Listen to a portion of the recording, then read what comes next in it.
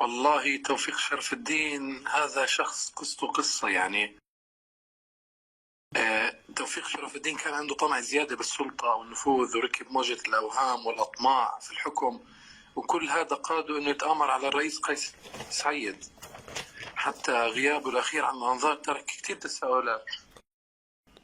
الملف اللي بيتعلق بال25 المتآمرين كان السبب في أنه هو يتوتر بالعلاقة بينه وبين الرئيس.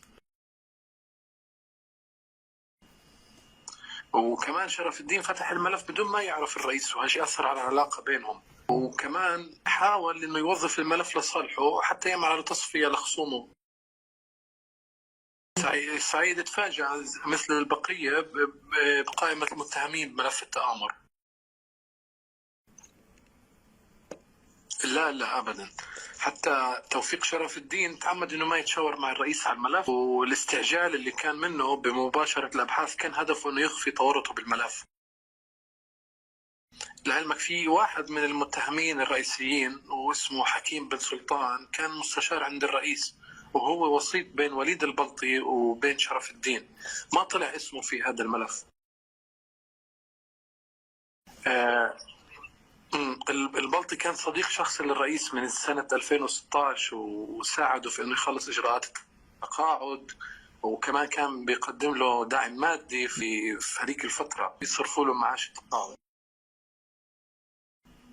صحيح، عيد اعتبر انه توفيق شرف الدين غدر، ولهيك خبى عنه الملف وما تشاور معه، وهذا كان سبب في انه امتنع عن استقباله لاكثر من شهر ونص.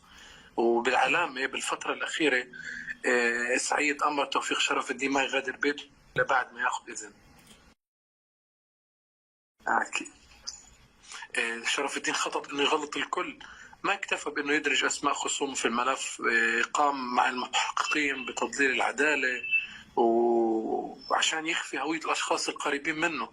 وكمان عنده هو شرف الدين كان عنده علم بهذا الملف وملفات تاني من سنة 2021، بس هو كان متواطئ بانه سكت عن هذا الامر وما كشف عنه.